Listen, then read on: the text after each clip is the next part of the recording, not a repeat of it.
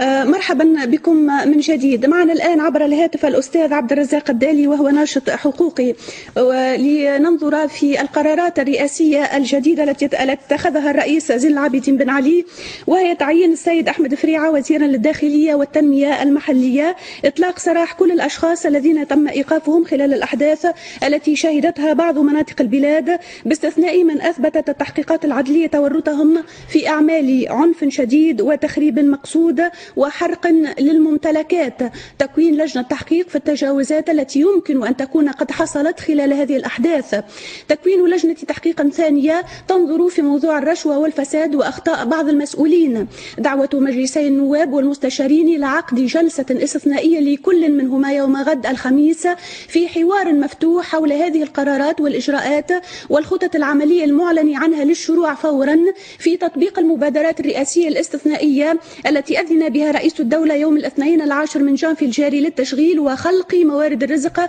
ودفع التنمية والاستثمار بالجهات الداخلية لتدعيم التوازن بين كافة مناطق الجمهورية. كما دعا رئيس الجمهورية المجلسين إلى تأكيد تمسك الجميع بالحوار وحرية التعبير السلمي وتشريك جميع الأطراف الوطنية في قضايا البلاد ورفض العنف والمغالاة بكل أشكالهما. إذن معنا كما ذكرنا الأستاذ عبد الرزاق الدالي وهو ناشط حقوقي. معنا الأستاذ عبد الرزاق الدالي عبر الهاتف. سيد عبد الرزاق، كيف تنظرون إلى هذه القرارات؟ مساء الخير. الحقيقة مرة أخرى يضرب السيد رئيس الجمهورية زين العابدين بن علي موعدا مع التاريخ وموعدا للوفاء مع أبناء شعبه والتصاقه بالشعب وبتطلعاته من خلال التحولات والقرارات الهامة اللي اتخذها منذ حين. تعيين وزير جديد للداخلية من شأنه أنه يطفي غضب ويطفي اللهيب، واحنا متفقين بالشعب وقراب للشعب حالة استبشار كبرى في كامل انحاء الجمهورية معناتها من خلال القرارات هذه، وكذلك خاصة تكوين لجان للتحقيق، اللجنة الأولى واللجنة الثانية في قضايا الفساد والرشوة اللي من شأنها أنها تعيد إلى الدولة اعتبارها ومن شأنها أنها تعيد طبعا النقاط على الحروف.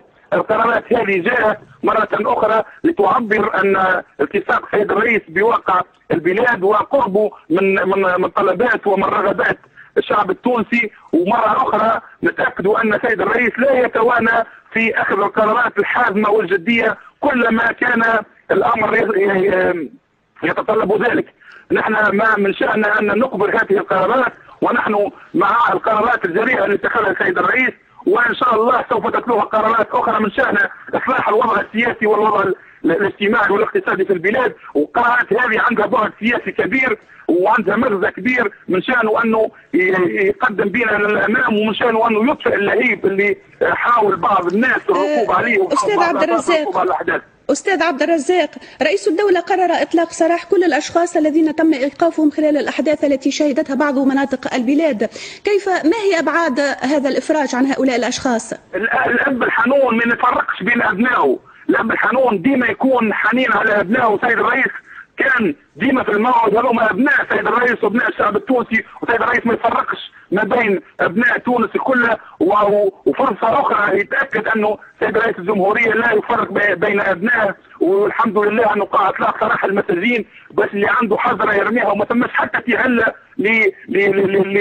معناتها للتمادي في أعمال الشغب أو غير ذلك. لا، الحقيقة هذا قرار معناتها مس شعور التونسيين في الأعماق ومس شعور العائلات في الأعماق، والحمد لله انه سيد الرئيس كما قلت كان في الموعد لاطلاق سراح جميع المساجين اللي ما عندهم اللي ما شاركوش في اعمال نهب او اعمال ذات صبغه جنائيه. شكرا لك الأستاذ عبد الرزاق الدالي، ناشط حقوقي، كنت معنا عبر الهاتف. نهاية هذا الموعد الإخباري، نلتقي في مواعيد قادمة بإذن الله. إلى اللقاء.